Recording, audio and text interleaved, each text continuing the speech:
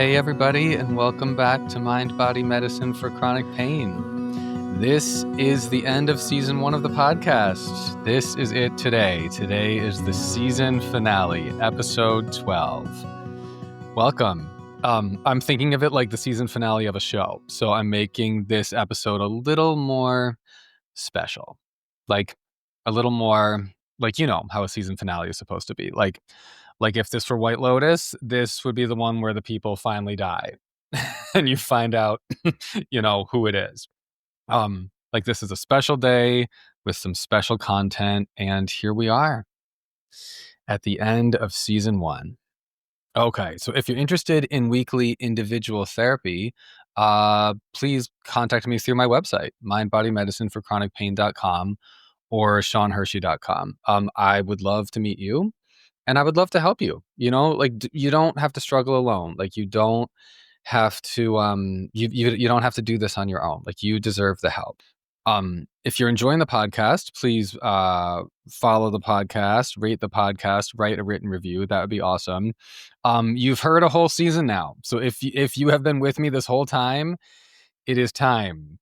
Write a written review. That would be much appreciated. It is time. It really helps elevate this stuff, and it helps other people find the power of mind-body healing. And then you can also follow me on Instagram if you would like. I am there at @mygaytherapist. Okay, so today I'm going to talk about a bunch of things, but at the core of it, I'm going to tell a story. So I'm going to read a story, and the story is titled, "Do You See Me?" Now, this was a story that was first told to me through a theater production I saw. And I've looked for Do You See Me online, and I'm like, was this a children's book? And I've looked for a children's book with this story. I've looked for Do You See Me in all kinds of formats. I've never seen or heard it anywhere outside of where I first heard it. So that makes me think maybe it was written for the theater production where I first saw it. I mean, I don't know. It's a powerful story, a powerful allegory or metaphor, and it hit me real hard when I first heard it. So I am going to retell the story here. So I wrote it out to the best of my memory before recording this so that I can read it out loud to you. So that is what I will do. Do You See Me is very relevant to the work of healing from chronic pain. And even though when I first heard this, I was 25 years old and I had no idea about chronic pain healing, literally none, it made a big impact on me at that time too. And I remembered it. I'm 36 now, and I swear I remember this story almost word for word. And I heard it 11 years ago when I was 25. So this made an impact on me, and we will see what kind of impact it makes on you. Okay, so before I read the story, I'm going to start with a whole bunch of context. So settle in, relax. We've got some time to spend together today, and let's do it. Okay, let's do it. So when I was 25, I was in social work school getting my MSW, which, if you don't know the ins and outs of all the different therapy degrees, that stands for Masters of Social Work. So it was a 2-year master's program at the University of Minnesota. And I had, of course, grown up in St. Paul, Minnesota. But after college, I moved to New York, and I was in New York for a bit. And then I moved back to St. Paul for this master's program. So like I said, it was a 2-year program. And in the summer between the 2 years, I was done with year 1 of the program. I was out of school. And I had a job in a restaurant, and I really needed money. But I was also like, I need an adventure.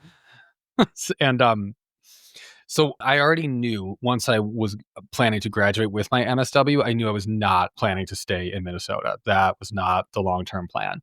I was either going to move back to New York, or my other idea, which seems so romantic and ideal and tragic, my other idea was that I kind of wanted to move to New Orleans. So I was looking for any way to travel to New Orleans on the cheap, to feel it out. I had only been once before at that time, so I needed more. And that summer, I actually ended up living in New Orleans for July and August of that summer between the 2 years of my program. And I was there for almost 2 months, and it was amazing. Oh my God, it was amazing. And just to make this connection to TMS, I was in a period where my IBS had been bad, like bad. That first year of my MSW program, like bad IBS. But that summer, actually, I must have been in like a symptom lull because I don't remember having much stomach pain in New Orleans, but I definitely had significant pain and IBS symptoms during that first school year of my MSW program. That was when I was doing the liver and gallbladder cleanse. If you know my story, if not, I mean, if you're interested, you can go back to episode 1, which is called "Who is Sean Hershey?" We get into detail about the liver and gallbladder cleanse that did not help me in episode 1, but if you're interested. But that's what I was doing at this time of my life. But my stress was lower that summer. And honestly, I feel like my stress was probably lower that summer than it was like for the rest of my 20s. But so I just want to say that I was living in a mind-body connection reality, as we all are, but I didn't really get that yet. So, okay. When I first got to New Orleans, I stayed with a friend from college for a week. And then for the bulk of the time I was there, I did this thing called woofing. Some of you hope maybe are familiar. Woofing is like, if you don't know what I'm talking about, it's like you work on a farm, and you work for the farm in exchange for like they give you meals and a place to stay. So I stayed at this urban farm, which was located in the sadly decimated lower Ninth Ward of New Orleans, which had been destroyed by Hurricane Katrina. Um, I mean, walking through that neighborhood was so like, I mean, it was just like block after block after block of overgrown lots. And like, there would just be a few lone houses on each block, at least at that time. And then the rest were just empty lots, like many like totally overgrown with like very like tall, thick plant life, like the kind of sort of like swamp like plant life that I don't know if this is true, but in my mind that could have easily been home to an alligator. So it was like, I mean, it was really something to walk through, to walk around there. Um, and clearly, the blocks in the lower Ninth Ward, like the blocks, had once very obviously, it was the way it was laid out. It had very obviously once been like rows and rows and rows of houses all lined up together, just like the neighborhood where I grew up. I mean, it was really notable. Like the basic outline of the lower Ninth Ward was so similar. I mean, it was just like Marion Park in St. Paul. But the lower Ninth Ward, which, as most people know, had been a thriving Black community, and after Hurricane Katrina, it was basically destroyed. So, a few of the empty lots had been turned into an urban farm by this white guy from Indiana. So that is where I stayed, and I was there. I was there for many weeks, um, and there was a whole crew of like oddballs living there in a house.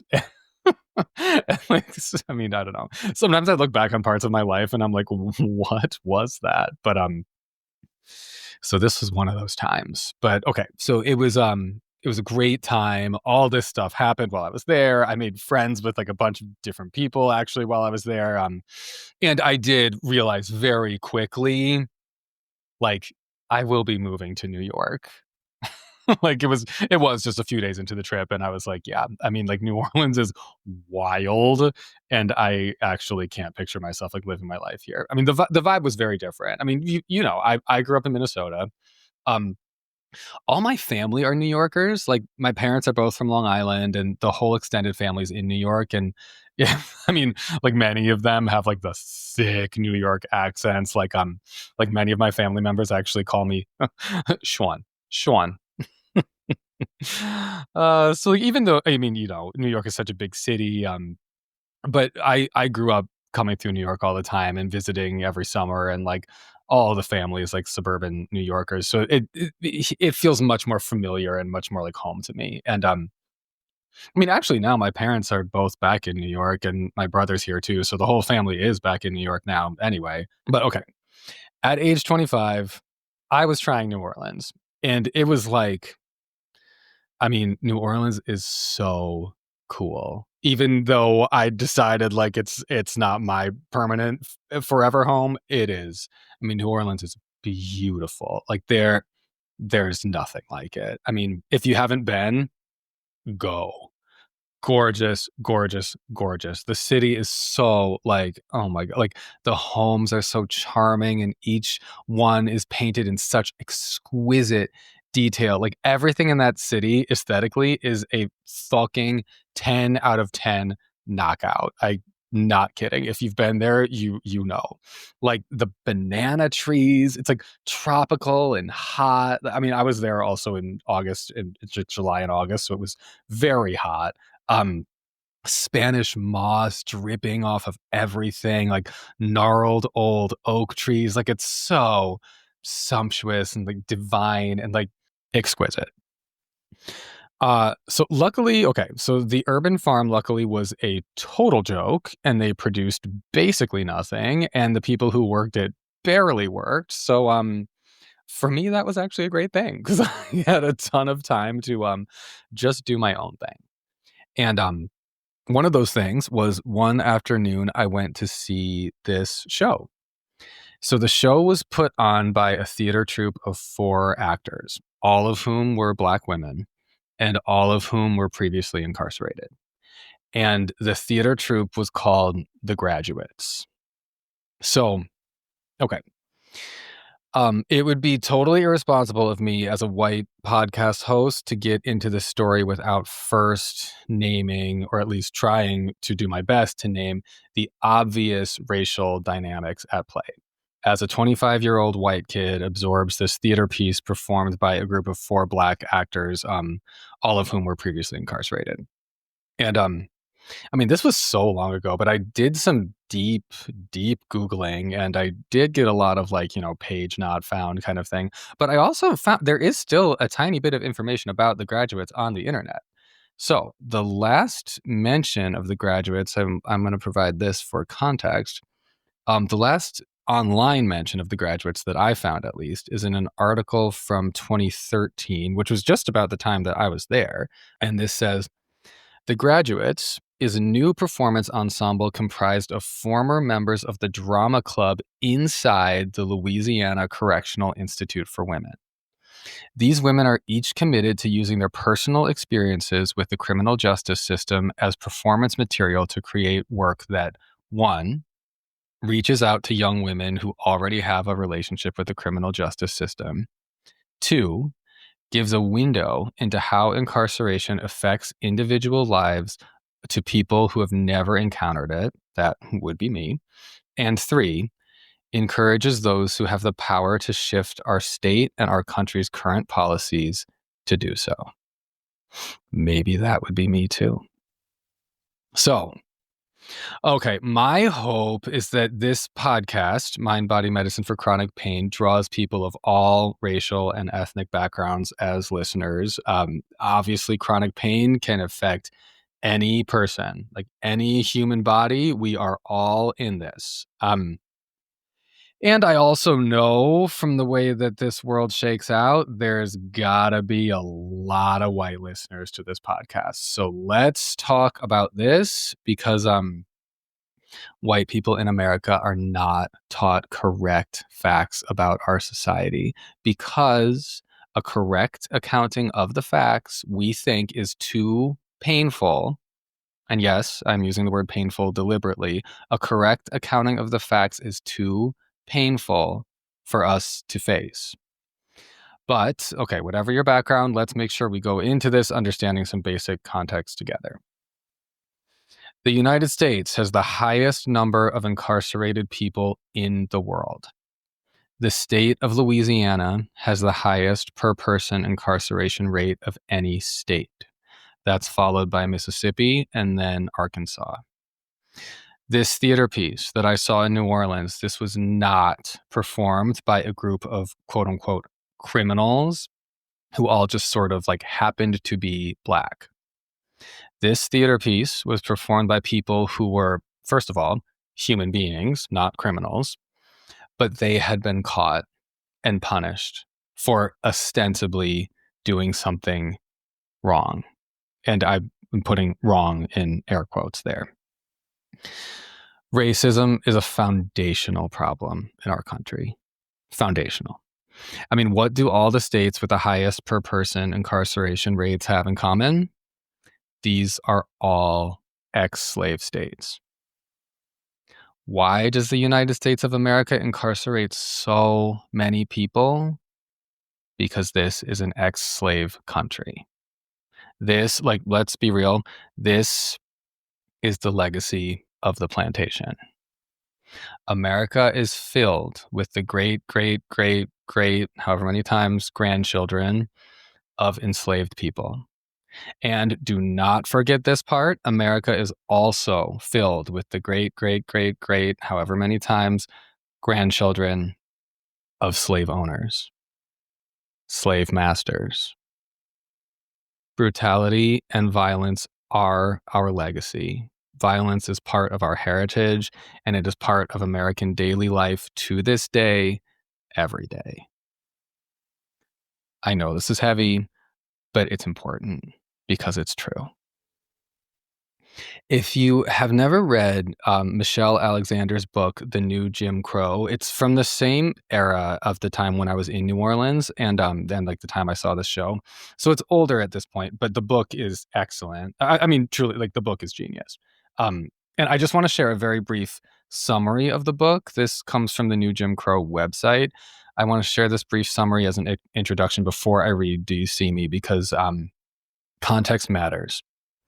And as we get into this allegory, we need to understand the basic context from which it came. And yeah, like I said, the book's a little older at this point, but sadly, the basic dynamic it addresses remains the same. So, all right, let me read this to set the tone.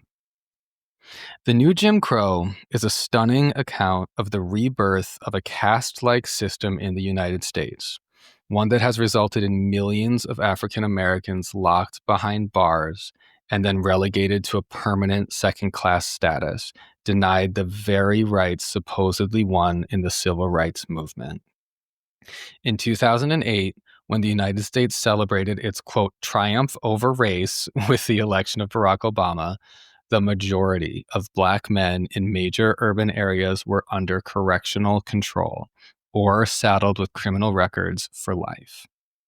Jim Crow laws were wiped off the books decades ago, but today an extraordinary percentage of the African American community is warehoused in prisons or trapped in a parallel social universe, denied basic civil and human rights, including the right to vote, the right to serve on juries, and the right to be free of legal discrimination in employment, housing, access to education, and public benefits. Today, it is no longer socially permissible to use race explicitly as a justification for discrimination, exclusion, and social contempt. I just want to also say we've regressed as a society since then, because honestly, today, in some ways, it has become more socially permissible to use race explicitly as a justification for, discrimination, exclusion, and social contempt. But this still holds that is not mainstream allowed in America anymore. Okay, just wanted to brief aside, but back to this. Okay, so today it's no longer socially permissible to use race explicitly as a justification for discrimination, exclusion, and social contempt. Yet, as civil rights lawyer turned legal scholar Michelle Alexander demonstrates, it is perfectly legal to discriminate against convicted criminals in nearly all the ways in which it was once legal to discriminate against African Americans. Once labeled a felon, even for a minor drug crime, the old forms of discrimination are suddenly legal again. In her words, we have not ended racial caste in America. We have merely redesigned it. Whew. Yeah, that's heavy. The four women who made up the theater troupe, were they criminals? Let's be real. Everyone has it in them to do things that are bad, in quotes, and everyone has it in them to do things that are good, in quotes. Who among us has never done anything wrong?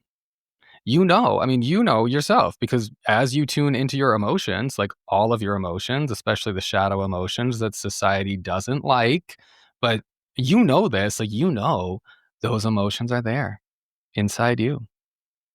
As you tune into your true self, like, are you someone, like the real you, the core you, yourself? Are you someone who follows every social convention, desires to do everything in step with social norms and social rules or social laws? Have you ever been drawn to doing something bad? I mean, how many of you have fantasized about being violent? Or for real, you've actually been violent? In the Freedom from Chronic Pain practitioner training that I took with Dr. Howard Schubiner, he taught us emotional awareness and expression therapy. And he literally formally taught us to help clients tap into their violent fantasies. Like, what would you want to do to this person who wronged you if you could really do anything? And he was, of course, encouraging people to tap into this, because then people can let it go, express it, not be afraid, like not be scared to have these parts, just like natural, basic human urges. It is normal to have violent impulses. So, I mean, you understand, you get it. You and me and everyone we know and these 4 previously incarcerated actors, we all have this in common. We're all human beings. Some human beings get locked up. Some human beings go free. But we're all human beings. Okay, so like I said, I think it would be irresponsible of me to get into the story in a public format without, doing my best to name the context. So, okay. So I'm 25. I'm in New Orleans. I've spent the morning like half-assing fake work on this urban farm. It's hot as balls. And in the afternoon, after I take a shower, then I take the bus from the lower Ninth Ward in to see this show performed by the graduates. And they open the show with this allegory.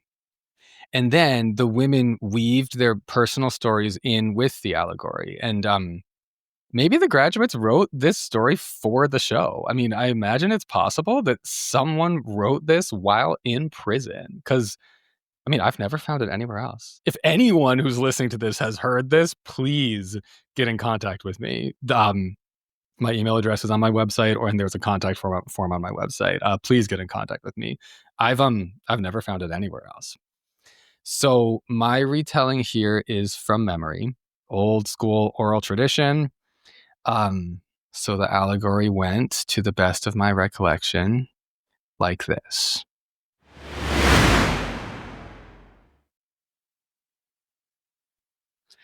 The hot Louisiana sun rose high over 2 fields, a field of daisies and a field of tulips. The daisies were cute, sweet, delightful, and dear. They let their white petals on their top-heavy heads flop and hang. They swung and waved as the welcome breeze cooled them in the hot sun. The tulips in the next field stood tall, confident, and proud, their petals the brightest shades of every color Mother Nature could imagine. The tulips said boldly to each other, "Do you see me? Do you see how I hold my head high? Do you see how I sway from side to side in the breeze? Do you see all my colors catch the light in the sun? I am beautiful." Evening came, the heat mercifully broke, and the sun fell below the horizon. Another day. The next day, the hot Louisiana sun rose high over 2 fields, the daisies whipping and waving, and the tulips standing sturdy and elegant. A daisy near the center of the field kept her eye on the tulips. She watched them every day. "Do you see them?" she would say. "Do you see how they hold their heads high? Do you see how they sway from side to side in the breeze? Do you see all their colors catch the light of the sun? They are beautiful." And the other daisies consoled her. "No, no, the tulips are boastful and arrogant. You are lucky," they told her. "You are lucky to be a daisy."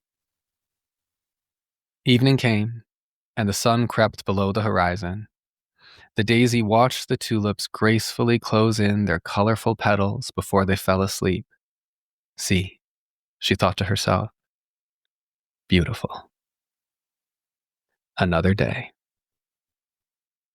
The next day, the hot Louisiana sun rose high over the fields as always, the daisies waving and even a little silly in the breeze, the tulips strong and dignified, swaying just so, back and forth. That afternoon, Mother Nature walked between the fields. Seeing the daisy's forlorn desperation, Mother Nature came to her. "What's wrong?" Mother Nature asked. The daisy replied, defeated, "Do you see the tulips? They're so beautiful.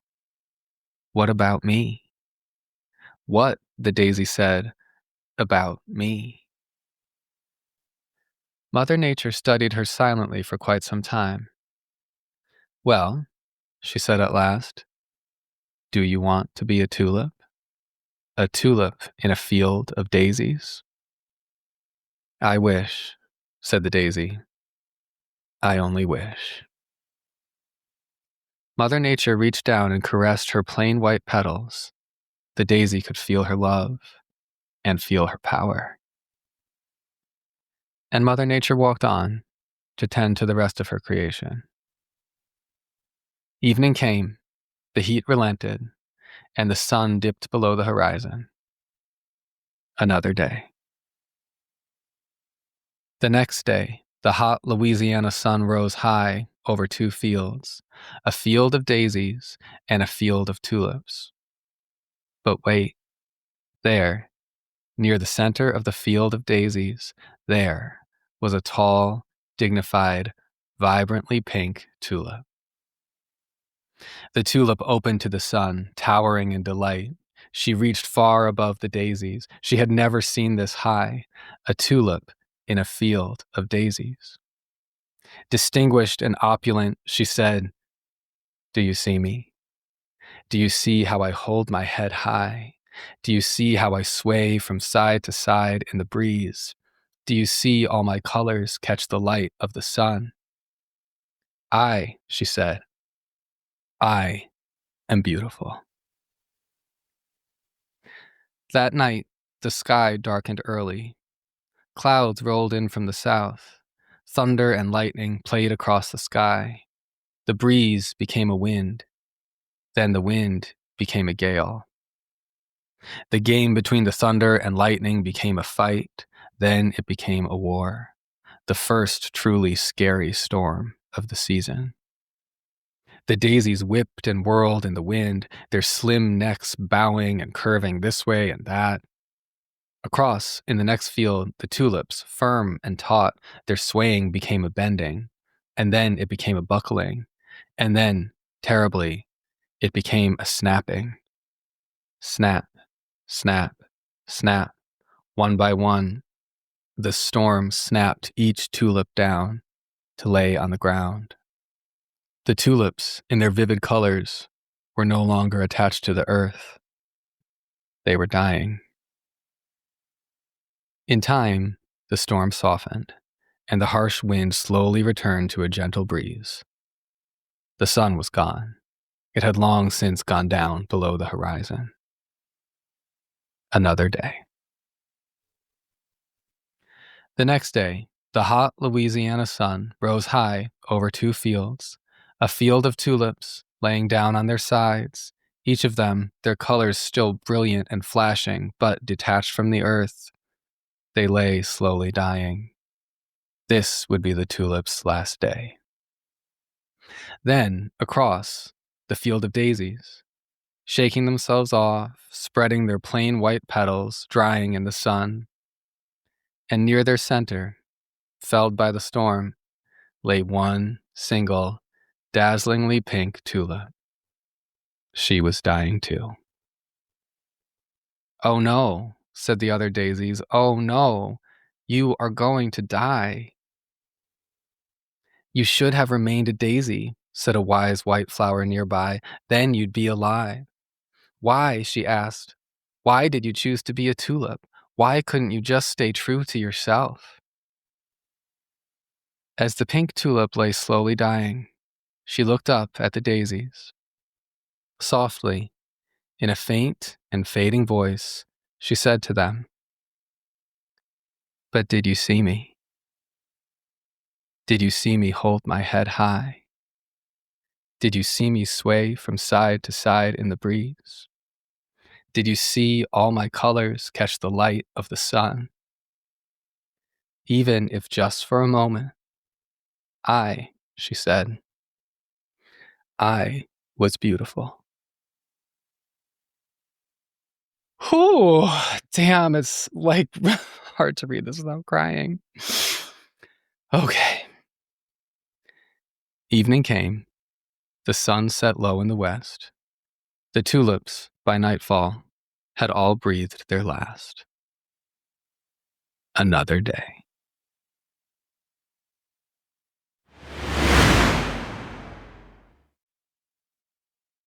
Oh, the thing about a story is that a story can communicate something beyond what just simple words can convey.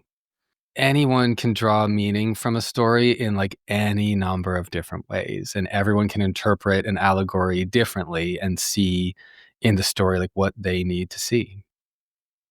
Let me say that story for me, like for 25-year-old Sean Hershey, for me, when I first heard that, that story was like nothing I had ever heard before. Like in the culture in which I grew up, that story would have absolutely ended when the quote unquote wise daisy said, like, you should have just remained a daisy. Like, why couldn't you just be happy being who you are? Like, that would have been the end. Without question, done. That would have been the end. I mean, I grew up with like, like the scolding narratives of like, don't get too big for your britches, or like know your place, or like at the very least, like know your limits, or like don't lose sight of where you came from. Like, those were the values, quote unquote, that I was raised with. Um, this story, like this narrative blows past all of that, and it's just like so expansive that like to me it's insane. Like when I heard the end of that story as a 25-year-old, that was insane. Um so I've given a lot of thought to this. Like there's an existential tension between being on the one hand and like striving and growth and expanding on the other hand. And I really think that we all need both, like being on the one hand, and then like striving, growth, and expanding on the other hand.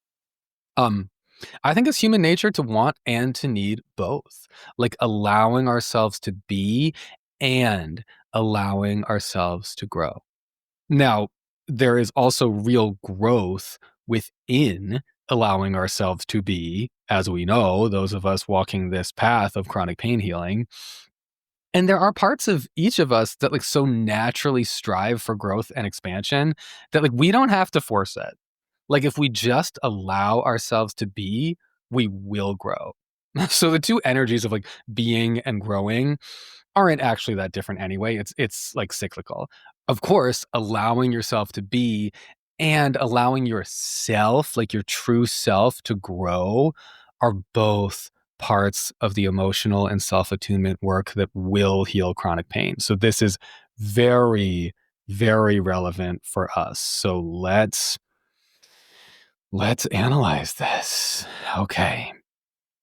Um allowing yourself to be and allowing yourself, your true self, to grow. What about you?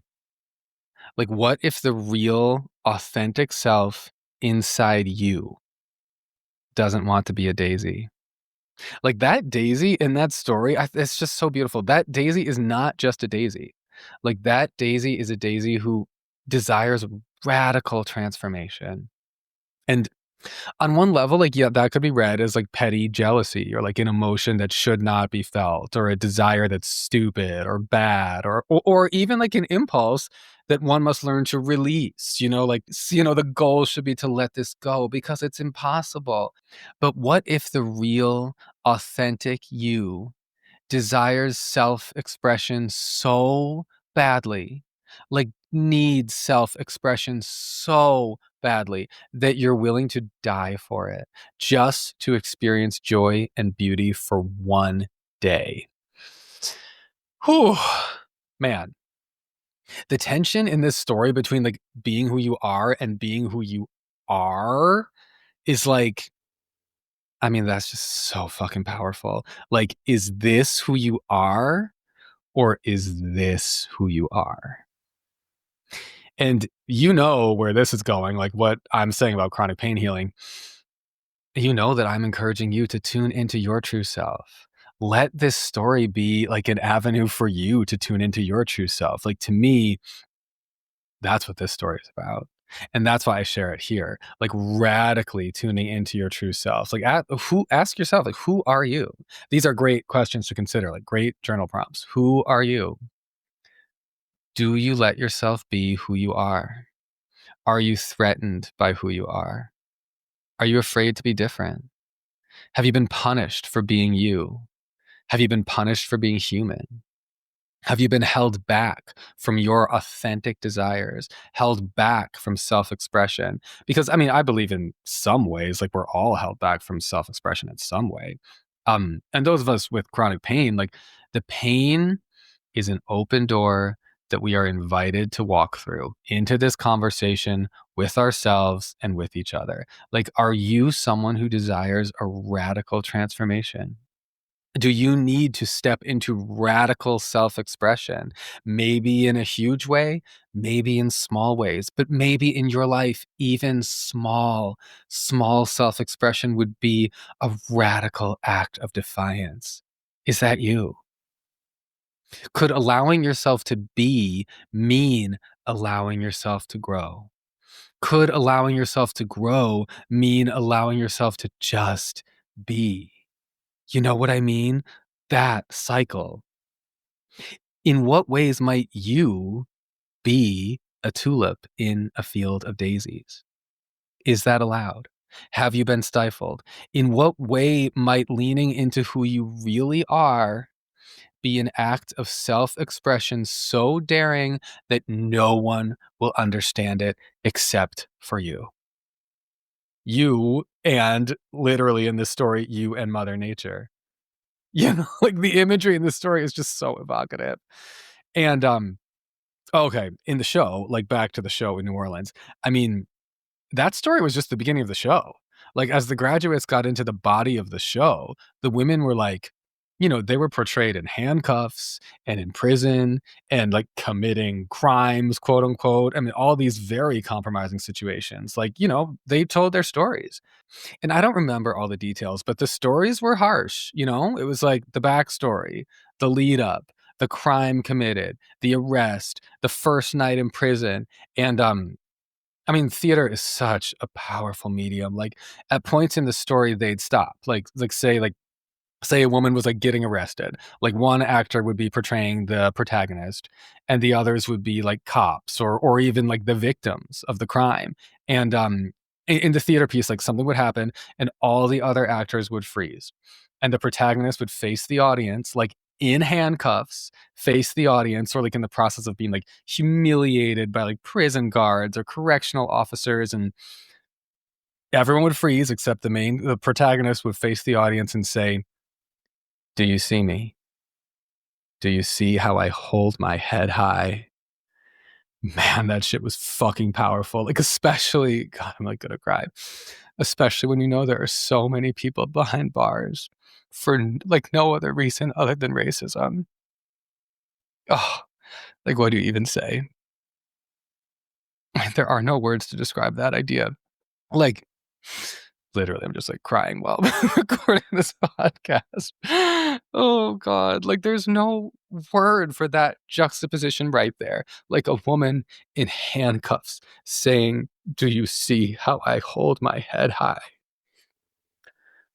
Oh, like that tension between being who you are and being who you are. Like you can't, I can't even describe it. There are no words for that, but like you can only feel that through a story.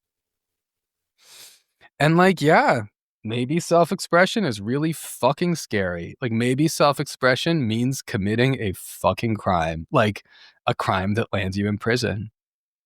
And I mean, like these women are people who in like systems in our society have literally said like put them away. What they did was so bad that it makes them unsafe for the rest of us to be around. Punish them, lock them away from us. And then in the show, the women just boldly stand there asking everyone in the audience, like, look at me. Do you see me? Do you see me hold my head high? Like, wow. Wow. So, okay, I want to go a little further with this because, all right, human beings, like our nature is not just violent or self-centered or, that sort of thing. Like human nature, we're also like clearly oriented towards like, we have natural drives to care for each other and support each other and to want to connect with each other and lift each other up. Like we have like curiosity about each other. We love to connect with each other. Those are basic human drives. So I want us to take a little time to acknowledge how we must lean into that more because that is authentic too. Empathy is normal. That is a normal, natural human trait. Yeah, lean into it. Very importantly, we need to learn to let ourselves be ourselves. And just as importantly, we need to learn to let others be themselves. We need to stop stifling the growth and development of other people. Like the way this story, Do You See Me? The way the story was told in this show, like brilliantly playing with the themes of like color and whiteness and tying that in with authenticity and self expression in a violently white supremacist culture like ours. Like, I mean, like, yeah, like, like, let's be real. In our racist society, people of color get punished for doing things that are considered bad, while white people often get away with doing things that would be considered bad. If they were done by someone from a different background, it would be considered bad. I mean, right, back to like we all have the capacity to do right, quote unquote, and wrong, quote unquote. That, just like Howard Schubiner teaching us to coach people to get in touch with all the parts of themselves that want to like, for example, push their partner into oncoming traffic or get a knife and stab their mother. Like human beings are complex. All of us, both the human beings who Howard Schubiner trains in emotional awareness and expression therapy, and the human beings who end up locked up in prisons and jails all across America, all of us. All of us are complex, and some people are allowed to get away with so much more. While some people keep others stifled, that is an important part of the puzzle that we have to face. The stifling does not come out of nowhere. People do that. All of us have the power to do that. And it's time to learn to let that go. I mean, no matter what your identity, certainly, the more privilege you hold, the more power you have to stifle others. But I really believe all of us have some power to stifle others in some way. So this is something that all of us, no matter who we are, must face. And those of us with more privileged identities, we have to face even more so. You know what I mean? Yeah. Okay, so I want to talk about this. When I first moved to New York, that was I was 22 years old. So that was before this summer that I spent in New Orleans. That was before I saw Do You See Me? This was before all of that. This is a couple years before all that. Um, so for context, like yeah, okay, at that time, like in New York, stop and frisk was a totally normal routine police tactic. I saw it all the time. The police would stop someone force them up to the nearest wall, have the person face the wall with their hands up on the wall, and then the cops would then just like get right up behind them and pat down their entire body, like supposedly searching for weapons. Um, I lived in East Harlem at the time, and just to say, like, I saw this happening all the time. I mean, all the time. Um, always to young Black and Latino men. Always, like usually around my age, a little older, a little younger, but like around my age. And as a white 22-year-old, did I ever? I mean, when stop and frisk was like a rampant NYPD practice, did I ever get stopped and frisked? Ever? Yeah, it's like, no, never, never, never, never. Um, so one time I was walking to the subway. Um, as I was walking, I mean, a Black man was getting stopped and frisked by two cops, and that was, I mean, at that time, sadly, very normal. So I'm just, walking past, like, just there, and a woman, speaking of holding your head high in a situation where you could be disempowered, an older Black woman steps out and starts like really truly yelling at the officers, like, get your hands off him, get out of this neighborhood. And then she said, I'll never forget this. And literally it still gives me chills to this day. Then she said, go down to the offices on Wall Street. That's where the real criminals are. Wow. I didn't know her. She didn't know me. But just walking past her and hearing her say that, like that succinct, like that still shapes my political consciousness to this day. Like you never know who's listening to you and what kind of impact you're having. Literally go down to the offices on Wall Street. That's where the real criminals are. And I mean, this was right after the 2008 financial crisis. And like, yeah, Wall Street, I mean, yeah, like people were doing bad stuff, like white collar crime. I don't know if you're willing to call it crime, like that was happening. And they were fine, you know? The government bailed out the banks, and it was like, "It's okay. No arrests, no prison time, keep your jobs, and here's a bunch of money to help you fix the problem you so clearly helped to create." Like, people had been extremely reckless and extremely self-centered and made very negligent and totally out of control decisions with our economy and our well-being, and then it was like, "Okay, they're bailed out."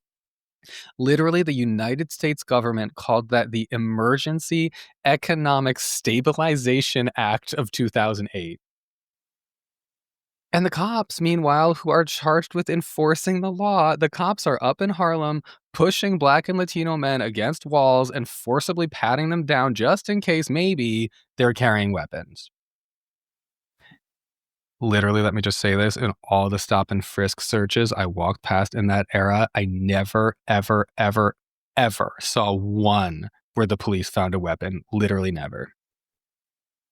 But in 2008, a lot of people lost a lot of money, and that ruined a lot of people's lives. And I graduated college into an economy that was totally fucked over. And yeah, as a society, we need to do better. Like, we obviously need to work towards racial equity. Like, we obviously need to do that. And we need, like, this ties in. We need to work on allowing ourselves to be ourselves, which includes the natural human instinct to care for others and to uplift and recognize the humanity in others. Like, our fast-paced, competitive, capitalistic society doesn't encourage that, but that is who we are. We must allow ourselves to be that, because like allowing ourselves to like connect with or like appreciate other human beings, like that is what we like to do. Think about like when you are happy and when you are not. Yeah, that's you, and that's like most people. Like yeah, that's what humans like to do. So just as important as it is to allow ourselves to be ourselves, we also really need, back full circle, to allow others to be themselves. Give people some space to just be. Like, I mean, like, come on. Like, as long as no one's hurting anyone, like, live and let live. And in this way, we also need to work on holding each other accountable, like authentically and for real. Like, I mean, there's a lot of stories about crime and punishment here in this episode. Who's the real criminal here? Who is the real criminal here? We all have the potential inside us to do something wrong. Have you never been drawn to doing something wrong? Obviously that's not true. Here you are. I mean, what if you had been caught doing the worst quote unquote thing you've ever done, and then you lived in a society where that defined your life forever? Like, where would your children be? Where would your family be? What would your family say? What would your family do? A criminal record could define the rest of your life. And also, people are incarcerated for the rest of their lives. And of course, I mean, this is a horrific tragedy. In the United States of America, who is statistically most likely to be serving a life sentence? Black people. Yes, that is the sad truth. And let's look at this. I mean, the violent shadow side of white culture is that we, and I include myself, sadly and shamefully in this big time, like me and all other white people, we prop up this violent racist system in the first place. Our ancestors created it. We perpetuate it. We turn away and we deny it and we don't want to look at it. And in this way, we are very violent. I mean, this system is there because of us. When I say us, I'm talking me as a white person and other white people out there listening. This system is here because of us. Would we have mass incarceration in America if we didn't have white people? I don't think so. Can we end mass incarceration? Like, if all white Americans decided to work on this collectively, we would have the power to end it. And I mean, obviously, that kind of collaboration or cohesion is like basically unimaginable in our society as it is today. But if all white Americans decided to work on this like collectively, we would have the power to end mass incarceration in the United States. Like, we just would. And like, my God, like the way people see and talk about immigrants in the US today is so hateful, so truly, I mean, it's just unacceptable behavior and rhetoric. Like, we could also end that. We could also just put down the fear and decide to be open and curious. And this is what I'm saying, human. It is human nature to be curious about other people. It's human nature to want good things for other people. It's human nature to want community with other people. That is human. That is me. That is you. That is like everyone. Let's be like that, right?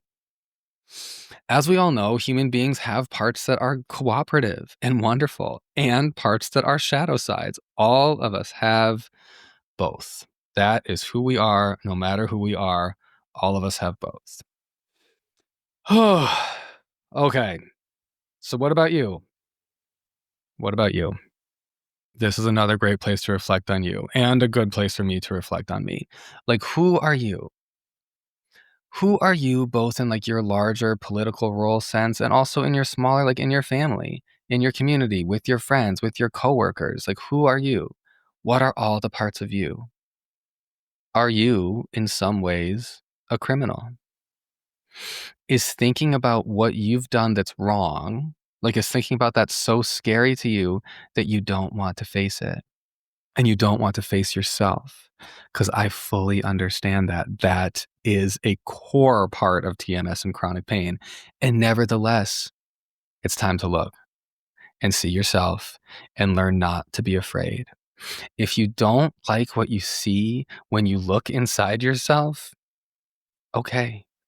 Like, with love, I say this with love. If you don't like what you see when you look inside yourself, too bad. I say that with love, but too bad. It is what it is. And, quote, nothing can be changed until it is faced. What better place for that James Baldwin quote than here, as we're talking about race and feeling your emotions and learning how to be yourself in America. And like, you see, that's obviously relevant for chronic pain healing, right? Like, It's hard and it's scary to be who you are. There's so much fear. What if you end up locked behind bars? What if you end up locked up? Or, or what if you end up waking up to the fact that you're the jailer? What if you end up waking up to the fact that you're the one holding the prison key? And all these people are begging you to let them out. What if you lived in denial? You never knew. You didn't see the impacts of your actions, or you didn't see the impacts of your silence. You'll never know how to move forward in any kind of new and different way if you don't first wake up and tune in to what's really going on around you and what's really going on inside you. Okay, lots of good journal prompts right here. Like lots of like shitty shit to have to feel into. You can re-listen to this and pull out the prompts that really resonate with you, because I think there's lots of good reflection that can come from reflecting on all of this, both at the large societal level and when you drill down into your personal everyday life. Yeah. Yeah. I mean, ask yourself, do your actions, like your everyday run of the mill actions, do these actions not line up with the values you really wish you had? Like the values you really wish you lived by? Because, yeah, that would make you a normal human being. You and me and everyone we know and the 4 women who put on the show and told the story, Do You See Me, in New Orleans, all of us. And any story that shows us how to feel that is a fucking good story. Wow. Okay. Wow. Oh, okay. There you have it. We just did that whole thing. Wow. There you go. That is the season finale for Mindbody Medicine for Chronic Pain. Do you see me? That story is fucking wild. And it fills me with wonderment about human nature every fucking time. And here we are. There we have it. That is season 1, friends. There you have it. Okay, so we started season 1 with an episode about me, who is Sean Hershey. Then we talked all about chronic pain. And then 3 episodes, deep dives on how to heal from chronic pain, psychological healing, emotional healing, attuning to your true self. The answer, of course, with healing is that your pain is not what you first thought it was. It's much deeper than the pills and the remedies, and even deeper than the surgery. It's much deeper than all that. And here, we end season 1 here today with being human is complicated. It is fucking scary, but here we are. And we have to learn to live this life well. I bet there was a time when you didn't know that your chronic pain was a door that would lead you right here into all of this existential reckoning, right? There was a time where you did not know your chronic pain was a door that would lead you here. But this is exactly where it just led you. Welcome. Welcome. Oh, okay. So, on a bright, fun note, I'm going to end today's podcast with a huge announcement, which is about season 2. Drum roll.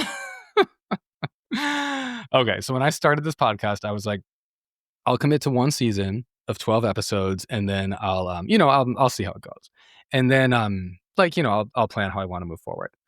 So here's the big announcement. Are you ready? Season 2 is actually going to start next week. So yeah, podcasting has been a good time. So I'm hitting the ground with season 2. Literally, there's not even going to be a break. It's just happening. So season 2, to get you excited, is going to be 12 more episodes. It's going to be very interviewee. Like a lot of people want to be on the podcast, which is my honor. So cool to have awesome chronic pain practitioners, people healing from chronic pain. So awesome to have all these people who want to talk to me. So there'll be a lot of interviews. there'll be a lot more of me, of course. I mean, it'll be like season 1. If you've liked it so far, like it'll be basically pretty similar. And yeah, season 2 will just be continuing this journey. And I really hope that season 1 has really helped you in your healing so far. And if so, you can be confident that season 2 will continue. We'll continue the same. And we will have 12 more episodes to look forward to together. And I can't wait to continue this journey with you. Like, I want you better, you know? You are going to heal, okay? Hopefully you're already seeing results, you know? And if you think you're not seeing results, I just want to question, like, are you? You know, pay attention to the ebbs and flows in your symptoms. Like, pay attention to them from a psychological place, not from a like symptom journal. I ate this and I did that exercise and the weather is this and now my symptom is fill in the blank. Like, don't pay attention from that like fear-based sort of physical and fear-based place. Pay attention from an emotional and psychological place. Watch the ebbs and flows. You'll see some ebbs. If you watch the ebbs and flows, you will see some ebbs. You're healing. If you're doing this stuff, you're healing. Even just listening to this podcast, you're starting to heal. And I'm sure for some of you, like I'm sure it's very clear that you're healing and you're definitely seeing progress as you're on your journey. So awesome. And I just want to say me too. As I've gone through this process of doing this first season, I see progress in me. So yes, here we are. Okay. If you're interested in becoming a weekly individual therapy client, I would love to meet you. I would be happy to be your therapist. If you've listened to me and you feel we would connect, great. Let's go. You can contact me through my website, mindbodymedicineforchronicpain.com or seanhershey.com.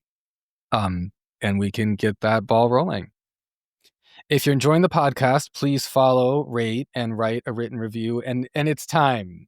Like I said at the beginning, it is time. If you've come with me this far, I mean, I see the podcast analytics. Like, I know people listen to this, and there's not a ton of reviews. And I know you're out there listening. I see you. You can't hide. So it is time. Let me explain this in case it's not clear. You write the review in your podcast app. So if you made it this far with me, it's time, okay? You're doing this.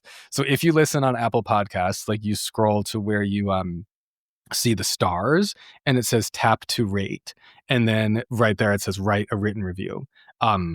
Please go ahead. It really helps elevate this stuff and it helps other people find the power of mind-body healing. Writing a review would be a great way, if you're enjoying the podcast, it would be a great way to say thank you to me and to pass this message forward to others. So if you want to do either of those things, please. If you're listening on Spotify, you can tap the 3 little dots icon near the top of the podcast feed, like next to, there's a little settings gear icon, and then there's 3 dots. Tap the 3 dots, and from there you can rate the show with stars. You can't do a written review on Spotify, unfortunately, but hey, if you made it this far, then you can open up the podcast, Mindbody Medicine for Chronic Pain, in Apple Podcasts and write a written review there. Sometimes they'll make you like, it'll say like, you can't write a review because you're not a listener. So you might have to listen to a little bit of one of the episodes to quote unquote prove you're a listener before you can write a review on Apple Podcasts. But please, if you've made it this far, go ahead and do that. And then, from there, you can just go right back to the comfort of Spotify and keep listening there as usual. If that's your happy place, I would never take that away from you. Okay. So there's that. And then you can also follow me on Instagram at My Gay Therapist if you want to be with me over there. Okay, friends, you've been listening to Mindbody Medicine for Chronic Pain. And it's not goodbye, because I'll be talking with you again next week. The podcast continues. I will see you soon.